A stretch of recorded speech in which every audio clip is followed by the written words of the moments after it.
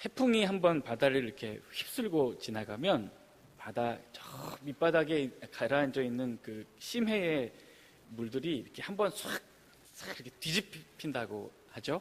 그래서 이 바다 밑바닥에 머물러 있는 그 어떤 산소와 영양분들이 표면까지 이렇게 공급되고 온 바다가 이렇게 뒤섞여서 오히려 생태계가 더 번창할 수 있는 그런 환경을 만든다고 합니다. 오늘 본문의 배경이 되는 오늘 우리 누가복음의 기록에 의하면 게네사렛 호수, 이것은 우리가 잘 알고 있는 갈릴리 호수입니다. 갈릴리 바다라고도 많이 하죠.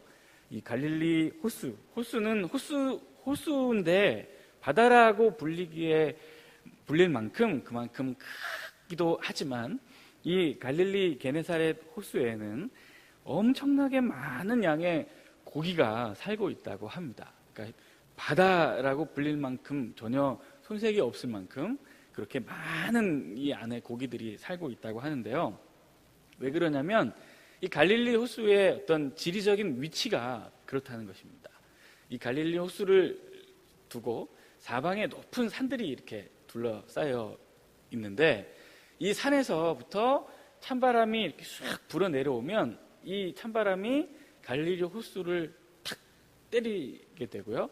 그래서 이 갈릴리 호수에 아주 잦은 횟수로 풍랑이 일어난다고 하는 것입니다. 그럼 그렇게 풍랑이 일어나게 되면 이 호수의 물이 이렇게 딱 한 번씩 뒤섞이게 되는 거죠.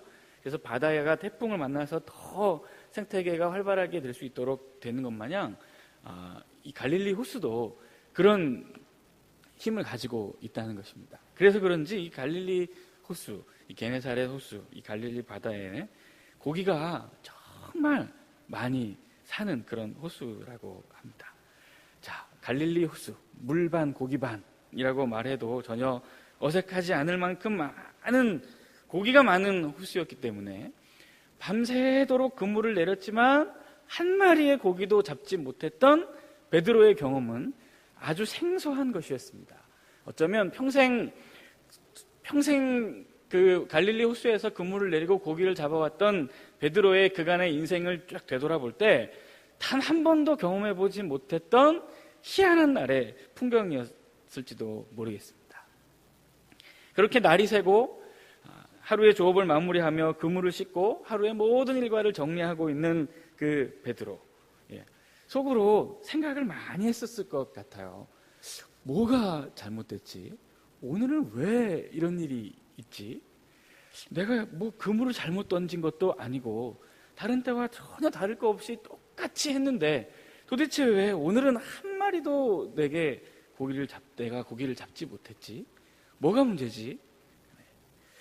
계속 고개를 아마 갸우뚱갸우뚱 좌우로 흔들면서 그 전날의 모든 시간들을 되새겨보고 있었을 것입니다. 그때 이 옆에서 사람들에게 말씀을 전하고 있었던 예수님께서 베드로에게도 말씀하셨습니다.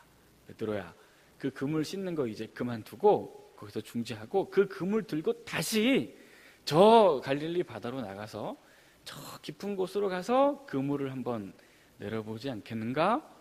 예수님께서 그렇게 말씀하신 것이죠. 베드로는 예수 그리스도의 말씀대로 했습니다. 예수님께서 말씀하신 대로 그물을 정리하던 것을 그만두고 다시 그 그물을 들고 자신이 하루 종일 수고했으나 허탕을 치고 말았던 그 자신에게 허무함을 주었던 갈릴리 바다로 다시 나아가게 됐고요. 그곳에서 감당할 수 없을 만큼의 많은 고기를 잡고 하나님의 음성을 듣고 자신을 향한 예수 그리스도의 뜻을 발견하게 되는 놀라운 은혜를 경험하게 되었습니다. 우리는 자칫 이 본문을 보면서 쉽게 이런 생각을 할 수 있습니다. 그렇지, 순종하면 맞아, 순종하면 복받아, 맞아, 순종할 때 거기에 하나님의 은혜가 있어. 아무리 힘들고 어려워도 순종하면 하나님이 은혜를 주셔.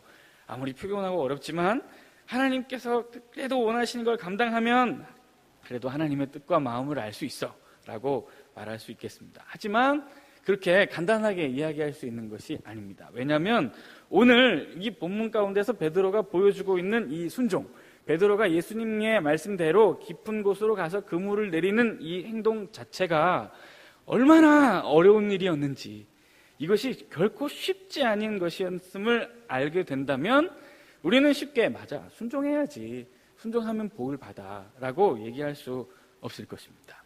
그래서 오늘 우리가 이 말씀을 함께 살펴보면서 우리는 과연 하나님의 말씀을 잘 듣고 잘 순종하고 있는지, 순종의 의미는 무엇인지, 우리는 과연 순종하고 있는지 하는 것들을 생각해 볼 수 있는 시간이 되면 좋겠습니다. 오늘 이 말씀을 통해 그런 우리 자신의 모습을 발견할 수 있는 은혜가 있기를 예수 그리스도 이름으로 축원합니다. 자, 그러면 그날 예수님께서 베드로를 만나셔서 그를 사람 낚는 어부로 부르셨던 그날, 그 아침, 그 시간, 예수님과 베드로가 있었던 갈릴리 이 바다로 한번 가보겠습니다. 사람들이 살고 있는 일상의 그 세상 속으로 직접 가셔서 복음을 증거하기를 기뻐하셨던 우리 예수님께서는 게네사렛 호숫가, 갈릴리 호숫가로 가셔서 하나님의 말씀을 증거하기를 원하셨습니다. 그리고 수도 없이 많은 사람들이 그 예수 그리스도를 따라 많은 무리들이 몰려들었고요. 예수 그리스도는 그 몰려든 무리들에게 하나님의 말씀을 전하기 시작했습니다. 그 몰려든 무리가 많으니까 아무래도 이 많은 무리들에게 하나님의 말씀을 가르치시고 선포하시려면 이 무리들의 눈높이보다는 조금 더 높은 자리에 위치해 있을 필요가 있었던 것 같습니다. 그래야 사람들이 예수님의 말을 더 잘 들을 수도 있고 또 더 예수님을 볼 수도 있었기 때문이겠죠. 그래서 예수님께서 그물을 씻고 있는 그 하루의 조업을 마무리하고 이제 집에 가려고 그물을 정리하고 있는 베드로에게 부탁을 하십니다. 자, 3절을 보면요, 예수께서 한 배에 오르시니 그 배는 시몬의 배라 육지에서 조금 떼기를 청하고 앉으셔서 배에서 무리를 가르치셨다고 말합니다. 자, 베드로에게 어떤 부탁을 하신 것이냐면 이런 겁니다. 자, 지금 이 몰려든 무리에게 내가 하나님의 말씀을 증거할 텐데 당신의 배 위에 올라가서 이 무리들에게 말씀을 전할 수 있으면 좋겠다는 것입니다. 그러니 베드로, 자네는 나를 좀 도와주겠는가? 자네의 배를 이 뭇에서 조금 떼고 이 배가 움직이지 않게, 이 호숫가의 물결을 따라 이 배가 요동치면서 움직이지 않게 그 배에 같이 올라타서 계속 노를 저어가면서 이 배가 움직이지 않게 조정해 줄 수 있겠는가? 예수님께서 부탁한 것입니다. 그래야 예수님도 움직이지 않고 미동하지 않은 자세에서 하나님의 말씀을 잘 전하실 수 있었을 테니까 말입니다. 예수님은 베드로에게 그 부탁을 하신 것입니다. 오늘 본문 5장 말고 그 4장 바로 윗부분에 보시면 예수님께서 베드로에게 큰 은혜를 하나 베풀어 주신 사건이 있는데 그것이 무엇이냐면 베드로의 장모님의 열병을 예수님께서 고쳐주신 적이 있습니다. 그러니까 지금 베드로는 큰 신세를 한번 예수님께 지은 것이죠. 네. 이 고대 근동의 사람들은 한번 신세를 진 것에 대해서 되게 고마워하는 마음을 많이 가지고, 그리고 이 신세를 반드시 갚아주어야 한다는 마음을 가지고 있었다고 합니다. 그러니까 지금 밤이 새도록 수고했지만 그럼에도 불구하고 예수님께서 배에서 이 뭇에서 당신의 배를 조금 떼고 움직이지 않게 계속 좀 노를 저어달라는 이 부탁을 아마 베드로는 쉽게 거절할 수 없었을 것입니다. 예수님한테 신세를 진 게 하나 있었기 때문에요. 네. 베드로는 그렇게 예수님과 함께 자신의 배에 올라타서 저 배의 뒤편으로 가서 계속해서 노를 이렇게 저으면서 움직이는 물결에 배가 움직이지 않도록 그 물결을 거슬리면서 계속 노를 저어주고, 예수님이 끝까지 하나님의 말씀을 온전히 잘 선포하실 수 있도록 그 배를 노 젓는 것으로 고정시켜주는 일들을 계속 감당하고 있었습니다. 시간이 어느 정도 흘렀는지는 모르겠습니다. 이제 예수님께서 하실 말씀을 다 하신 모양입니다. 그리고 예수님께서 자신에게 기꺼이 노를 저어주면서 배를 빌려준 이 베드로에게 고맙소, 내가 하나님의 말씀을 잘 전할 수 있도록 도와주니 참 고맙소 라고 이제 헤어질 줄 알았는데, 예수님께서 이 베드로에게 뜻밖의 한 가지 제안을 하십니다. 그 제안이 무엇인가? 4절, 말씀을 마치시고 시몬에게 이르시되 깊은 데로 가서 그물을 내려 고기를 잡으라 하는 것입니다. 예수님 시대의 어부는 상당히 힘들고 고단한 직업이었습니다. 왜냐하면 주로 이들은 밤에 조업을 하는 사람들이었기 때문입니다. 게다가 이스라엘의 6개월의 건기와 6개월의 우기가 있는데 고기가 잘 잡히는 때는 대부분 우기랍니다. 그러니까 거의 매일같이 비가 오는 날이 계속되는 그 날들에 이 어부들은 조업을 하게 되는 것이죠. 네. 그러니까 이 어부들, 베드로를 포함한 이 어부들의 일상의 삶을 추적해 보면 비가 막 추적 내리는 그 밤에 바다에 배를 띄우고 그 바다에 나가서 밤이 새도록 그물을 내리고 그물을 끌어올리면서 고기를 잡는 것입니다. 하늘로에서 내리는 비를 쫄딱 맞아가면서 밤새도록 한숨도 자지 않고 수고하는 것이죠. 그리고 아침에야 자신들이 조업에 썼던 그물들을 씻고 정리하고 개어두고 나서 집에 비로소 잠을 자러 들어가는 것입니다. 아마도 이날 아침 예수님께서 무리들에게 말씀을 전하시려고 조금 당신의 배를 빌릴 수 있겠냐고 부탁하셨던 이날 아침, 베드로는 큰 피로감을 느끼고 있었을지 모르겠습니다.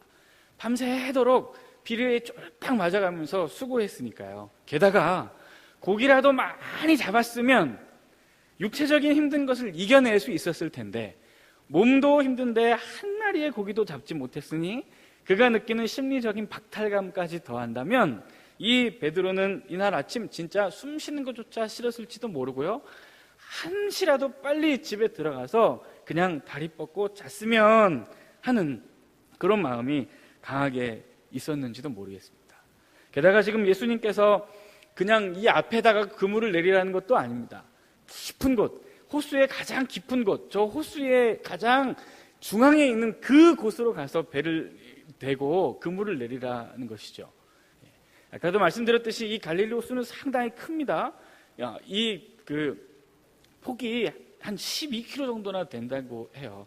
그러니까 이 중심의 가장 깊은 곳까지 가려면 적어도 한 6km 정도의 거리를 또 노를 저어서 가야 하는 것입니다. 밤새 비 쫄딱 맞아가면서 힘들어 죽겠는데 거기다가 고기 한 마리도 잡지 못해서 마음도 속상한데 허탈하고 그런 이 상태에 있는 베드로에게 깊은 곳으로 가서 그물을 던지라고 했던 이 예수 그리스도의 말씀은 베드로가 받아들이기에 이야, 하나님 당신의 놀라운 은혜의 말씀을 들으니 힘이 납니다 라고 생각하기보다는 도대체 이분은 뭐지? 이 말을 도대체 들어야 되나? 내가 지금 가야 되나? 짜증난다 라고 생각할 수 있을 만한 성질의 것이었죠. 자, 여러분 한번 생각해 보시겠습니까? 밤새도록 한숨도 못 자고 1분 1초도 눈 붙이지 못하고 밤새도록 일하다가 아무런 소득도 없이 이제 집에 돌아가서 자려고 합니다. 그런데 누군가가 우리에게 와서 다시 직장으로 가서 하던 일을 마저 하라는 것입니다. 그러면 과연 이 말씀에 우리는 순종할 수 있으시겠습니까? 만약 여러분들이 베드로라면, 제가 베드로라면 아멘, 예수님 내 비록 피곤하지만 기꺼이 당신이 가라고 하시니까 문제 없습니다, 가겠습니다, 순종하겠습니다 라고 말할 수 있으시겠습니까? 결코 쉽지 않습니다. 결코 쉽게 순종할 수 있을 만한 상황이 아닌 것입니다. 그러나 베드로는 어찌되었건 순종했습니다. 예수님의 말대로 노를 저어 호수의 가장 깊은 곳으로 가서 그물을 내렸습니다. 자, 이 예수님의 제안에 대해 베드로가 이렇게 대답하죠. 5절, 시몬이 대답하여 이르되 선생님, 우리들이 밤이 새도록 수고하였으되 잡은 것이 없지만 말씀에 의지하여 내가 그물을 내리리다 했습니다. 자, 여기서 주목할 만한 표현이 하나 있는데요, 선생님이라는 말입니다. 선생님. 자, 여기서 우리말 선생님이라고 번역된 이 헬라어 단어 에피스타테스라는 단어는 어떤 뜻이냐면 두목님, 대장님 이런 뜻입니다. 지금 이후에 고기를 잡고 나서 8절에 보시면 예수님께서 베드로가 예수님 앞에 무릎을 꿇고 주여 그러니까 퀴리오스, 주여, 주님이라는 말로 예수 그리스도에 대한 호칭을 다시 바꾸면서 그 앞에 엎드려 자신이 죄인임을 고백하는 것을 볼 때 적어도 지금 베드로가 깊은 곳으로 노를 저어 가기 전, 지금 여기 이 순간만큼까지만이라도 베드로는 아직은 예수님을 주님이라고 고백하고 있는 것 같지는 않습니다.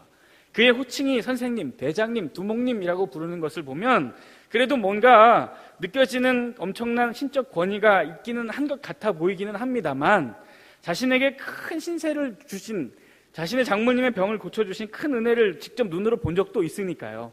뭔가 범접할 수 없는 힘과 포스가 느껴지는 그런 두목 대장님 같은 권위를 느껴서 순종을 하고 있기는 합니다만, 예수 그리스도를 주님으로 받아들인 것 같지는 않다는 것입니다.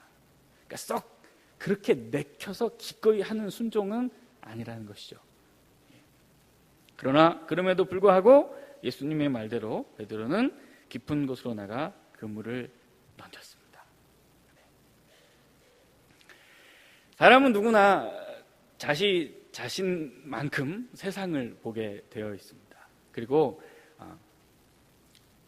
특별히 어떤 한 경우에 어떤 전문적인 지식이 있는 사람이라면 이 부분에 대해서 내가 생각하는 것이 맞다, 틀림없다, 네가 하는 얘기보다 내가 하는 이야기가 맞다고 이야기하는 경향이 많이 있습니다.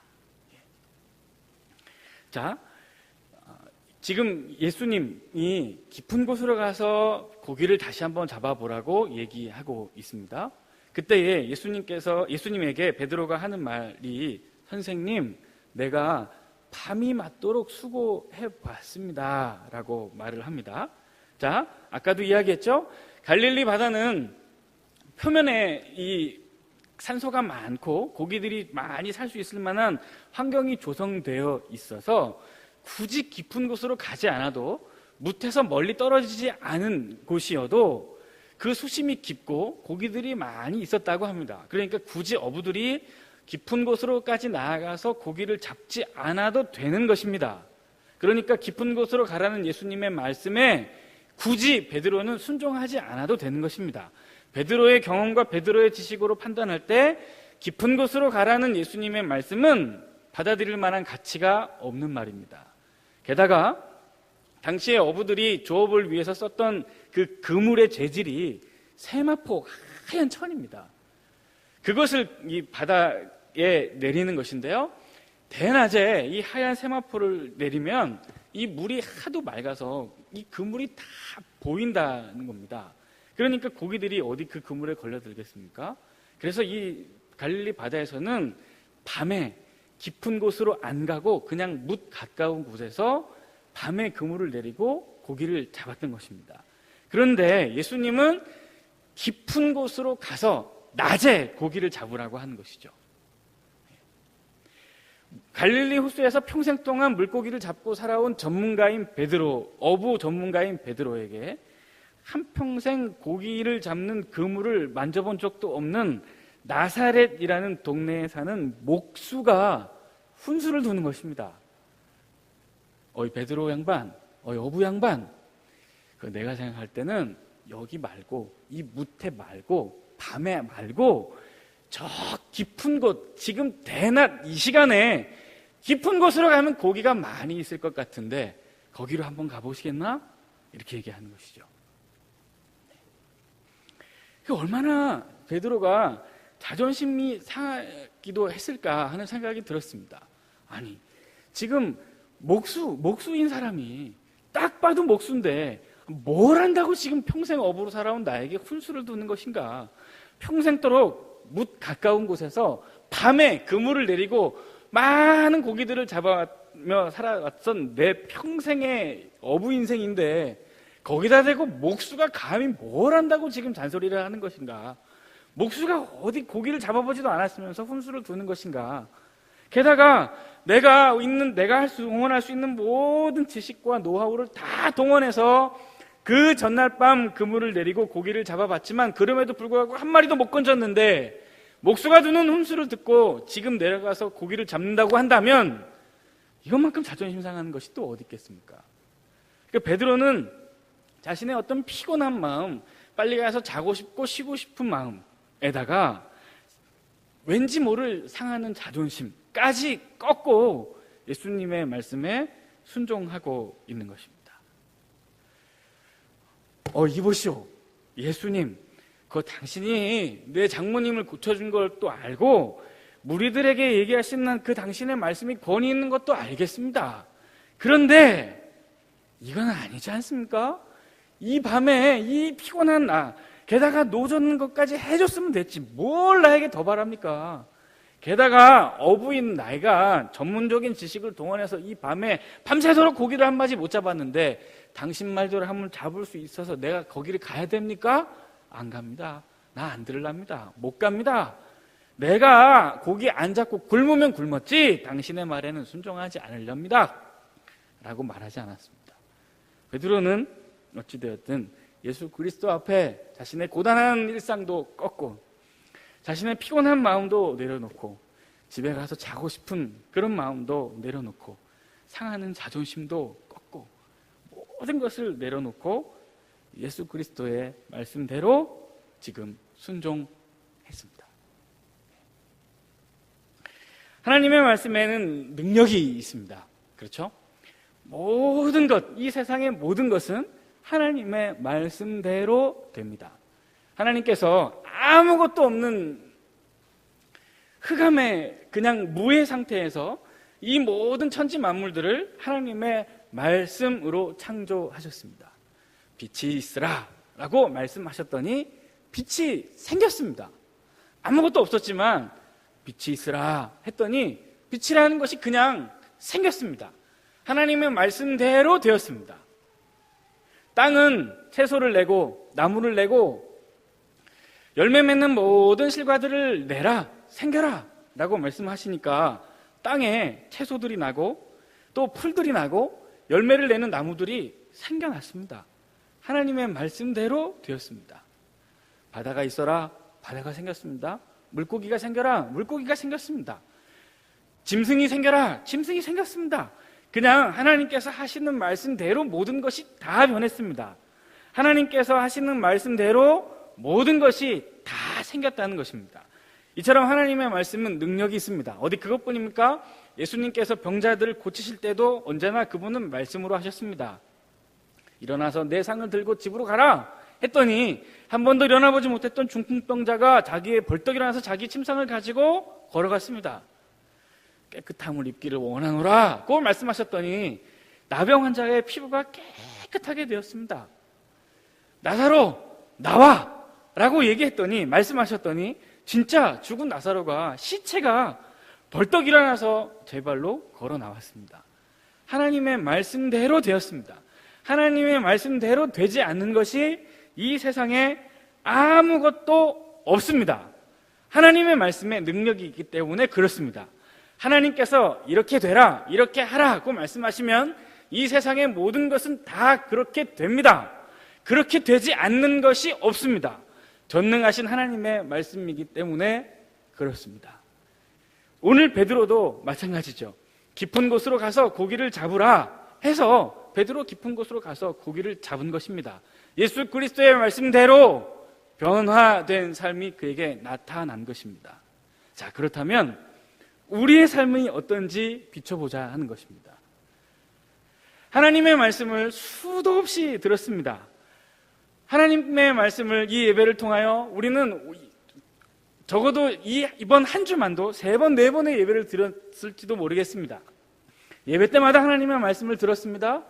신앙생활을 오래 10년, 20년 하신 분이라면 10년, 20년의 세월 동안 우리가 들은 하나님의 말씀을 횟수를 세어본다면 몇 번이나 되겠습니까? 아마 수천, 수만 번도 설교를 통해 하나님의 말씀을 들었을 것입니다. 게다가 혼자 그냥 집에서 성경을 펴고 읽으면서 들었던 하나님의 말씀, 또 누군가에게 배운 하나님의 말씀, 이 모든 시간들을 생각해 보면 어마어마한 시간 동안 우리는 하나님의 말씀을 들었습니다. 그렇다면 우리는 하나님의 말씀대로 과연 변화되었는가 생각해 보자는 것입니다.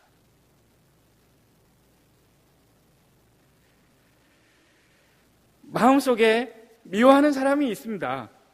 하나님께서 계속 말씀하시죠. 용서해, 내려놔, 이해해, 포기해, 희생하고 배려해, 먼저 가서 사과해, 먼저 가서 화해를 청해. 그것이 분명히 하나님께서 원하시는 것이 맞다는 것을 분명히 알고 있습니다. 그런데 자존심이 용납하지가 않습니다. 미안하다고 얘기해 볼까? 한번 생각해 보니까 잘못한 게 없습니다. 미안하다고 얘기할 만한 일을 한 적이 없어서 미안하다고 얘기를 할 필요가 없다고 생각합니다. 먼저 가서 손을 내밀 이유도, 먼저 가서 양해를 구한다는 부탁도 할 필요가 없는 것이죠. 차라리 그 사람 안 보고 상종 안 하면 말지 뭐 라고 얘기하는 것이 우리의 마음이 아닙니까? 이렇게 얘기하지 않고 예 주님, 내 마음은 진짜 자존심이 상하고 죽을 것 같이 어렵지만 알겠습니다. 하나님이 정말 원하시면 제가 가서 죄송합니다. 제가 부족해서 그렇습니다. 제가 생각이 짧았습니다. 제가 성숙하지 못해서 그렇습니다. 라고 과연 얘기해 본 적이 있는가? 저도 마찬가지고요. 여기 앉아 계신 여러분도 다 마찬가지일 것입니다. 인생을 살아왔던 그 어느 때보다도 지금, 요즘, 이때, 이 순간이 저에게도 그렇고요. 여러분들에게도 마찬가지일 거라고 생각하는데요. 가장 절실하게 하나님의 도우심과 은혜가 필요한 때, 그래서 하나님께서 기도하기를 원하시는 때라고 생각하시지 않으십니까? 저도 그렇습니다. 그렇다면 죽을 것 같이 피곤하고 진짜 집에 가서 쉬고 싶고 자고 싶지만 그럼에도 불구하고 예를 들면 금요일 저녁에 이 교회에 나와서 하나님 앞에 예배를 드리며 하나님 앞에 기도하는 시간을 진짜 가졌는지, 하나님 앞에 기도하기 위해서 모든 약속도 다 취소하고 놀고 싶고 쉬고 싶은 마음도 다 접고 일찍 자고 일찍 일어나서 새벽에 나와 하나님 앞에 기도하며 무릎 꿇고 힘쓰고 애썼던 적이 과연 있었느냐? 지극히 작은 자 하나에게 한 것이 곧 내게 한 것이라고 예수님께서 말씀하셨습니다. 그래서 하나님께서 지금 내가 가진 나의 재물과 나의 어떤 시간과 나의 에너지와 모든 것들을 더 가난한 사람들과 함께, 연약한 자들과 함께 나누고 베풀면서 사용하기를 원하신다는 말씀을 분명히 들었습니다. 하나님께서 그런 삶을 원하신다는 것을 분명히 내 마음은 느꼈습니다. 그래서 실제로 담임 목사님의 표현처럼 선택해서 가난을 선택하고, 의도적인 가난을 선택하고, 더 좋은 것, 더 많은 것들을 누릴 수 있는 것을 과감하게 줄이고, 내가 가진 재물과 내가 가진 시간과 내가 가진 모든 것들을 가난한 자, 연약한 자, 도움이 필요한 자들에게 과연 나누어 주었던 적이 있었는가? 하나님께서 우리에게 말씀하시는 것이 무엇인지를 분명히 알지만 그것을 내가 어떻게 돼서든지 과연 해내본 적이 있는가? 분명히 하나님은 말씀하시고 그 말씀대로 변화되는 것이 진리입니다. 하나님의 말씀대로 변화되지 않는 것이 없고 하나님의 말씀대로 진행되지 않는 것이 없는데, 그 강력한 하나님의 말씀이 이 세상에 못 바꾸는 것이 딱 하나 있는데 그것이 바로 나라는 것입니다. 그러면 둘 중에 하나죠. 하나님의 말씀이 능력이 없던지, 하나님의 말씀이 천지는 창조해도 나는 바꾸지 못하는 나보다 연약한 존재인지, 아니면 그것이 아니라면 내가 하나님의 말씀을 안 듣고 있는 것이죠. 둘 중에 하나입니다. 하나님의 말씀에 능력이 없든지 내가 하나님의 말씀을 안 듣고 있는지, 그거 둘 중에 하나 아닐까요? 그러면 우리는 과연 무엇입니까? 우리의 삶이 조금도 하나님 앞에서 변화되는 것이 없다면, 변화를 향한 의지도 없고 변화를 향한 마음도 없다면 과연 하나님의 말씀이 능력이 없는 것인지, 아니면 우리가 하나님의 말씀을 듣고 있지 않는 것인지, 무엇인지 모르겠습니다. 그러나 틀림없이 말할 수 있는 것은 있죠. 하나님의 말씀은 진리입니다. 하나님의 말씀은 진리라 하나님의 말씀대로 되지 않는 것이 없습니다. 즉 하나님의 말씀은 능히 나를 바꿀 수 있는 능력의 말씀입니다. 그러니 결국 결론은 내가 하나님의 말씀을 듣고 있지 않은 것입니다. 예배 시간에 참석하고 있을 뿐, 하나님의 말씀이라는 것이 이 귀에 들려지기는 할 뿐, 하나님의 말씀을 과연 내가 듣고 있는 것인가? 하나님의 말씀을 정말 듣고 있는가? 생각해보지 않을 수 없는 것이죠. 이해되지도 않고 지금 하고 싶지도 않은, 감정적으로나 의지적으로나 하고 싶지도 않은 그 순종, 이 순종의 대가로 베드로는 하나님의 뜻과 하나님의 놀라운 은혜를 경험하게 되었습니다. 10절, 예수께서 시몬에게 이르시되 무서워하지 말라, 이제 후로는 내가 사람을 취하리라 하셨습니다. 여기서 사람을 취한다라고 하는 이 단어는 생포하다라는 것이죠. 살아있는 것을 잡아 낚아올린다는 것입니다. 예수님께서 베드로에게 너는 사람을 취하게 될 것이라고 했습니다. 살아있는 사람들, 살아가는 사람들, 죽은 자들이 아니라 살아서 숨쉬는 사람들, 그들의 영혼을 하나님께로 돌려오는 사람 낚는 어부의 삶을 살게 될 것이다 고 말씀하신 것이죠. 그리고 그 전에 베드로는 자신이 그 전날 밤 경험했던 모든 상실감과 박탈감과 고단함을 잊을 수 있을 만큼의 큰 은혜를 맛보았습니다. 그리고 자신의 삶을 향한 인생의 말씀까지도 보았던 것입니다. 지금 예수님은 베드로를 이 베드로가 할 수 없는 순종의 자리로 막 밀고 가시는 것입니다. 제일 듣고 싶지 않을 때, 제일 하고 싶지 않을 때, 하고 싶지도 않고 이해되지도 않고 할 필요도 없다고 여겨지는 그 순종의 자리로 지금 예수님께서 계속 밀고 가는 것입니다. 지금 베드로는 이 예수 그리스도의 말씀 앞에 지금 따르고 싶지도 않고 순종하고 싶지도 않고 순종할 만큼의 상태도 아니요, 마음도 아니요, 의지도 없다고 얘기해도 전혀 문제가 없는 이때 예수 그리스도의 말씀을 의지해서 그 예수 그리스도와 함께 한 배에 타고 깊은 곳으로 건너가고 있습니다.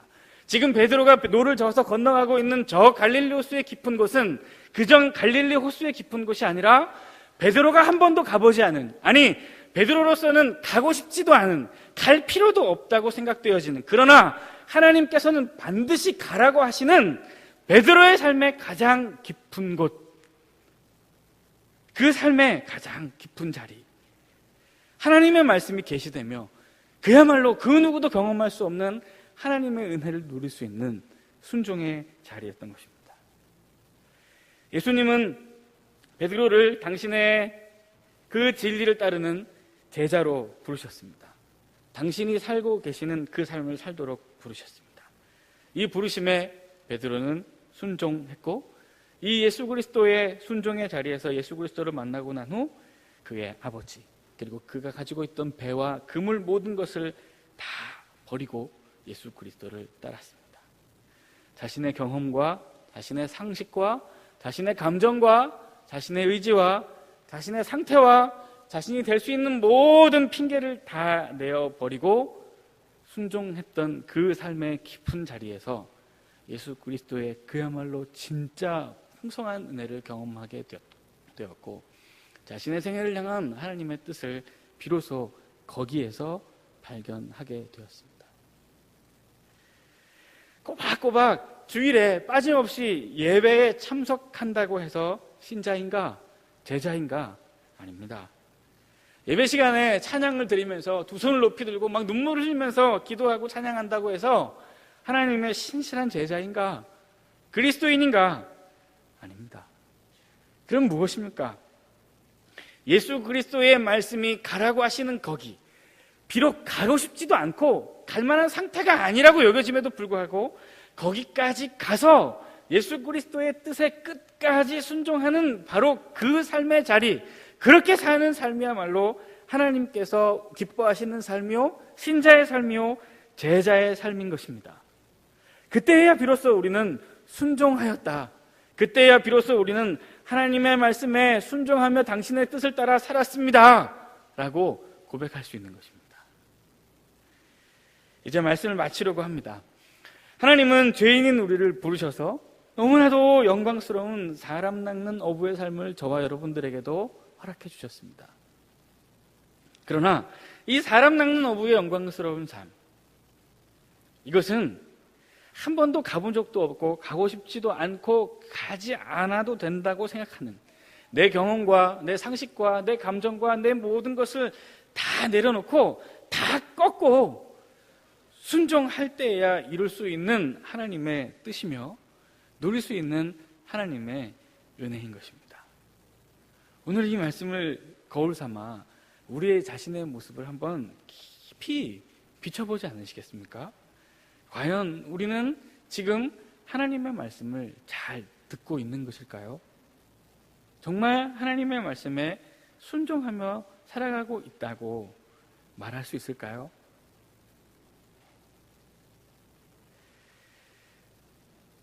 순종의 자리에 하나님께서 원하시는 그 자리, 그곳이 어디인지 여러분들은 아마 아실 거라고 생각합니다. 저도 어딘지 알겠습니다.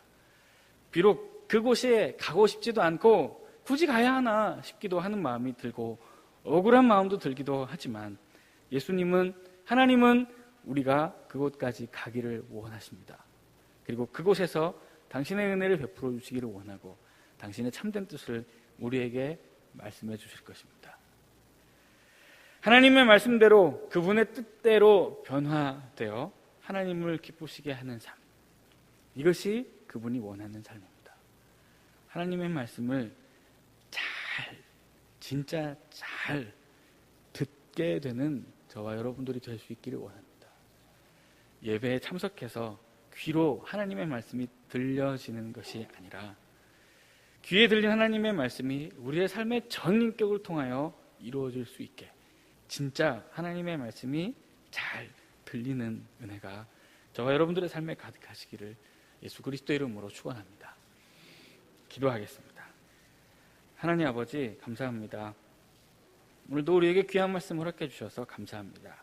아버지, 예배 시간에 또 예배의 자리에서 하나님의 말씀을 그냥 귀에 듣는 대로 듣는 정도가 아니라 하나님의 말씀을 듣고 그 말씀대로 이 안에 주시는 깨달음과 내 안에 주시는 성령의 감동을 따라 그 성령의 감동을 가지고 내 삶에서 기억하고 순종해낼 수 있기를 주여 간절히 원합니다.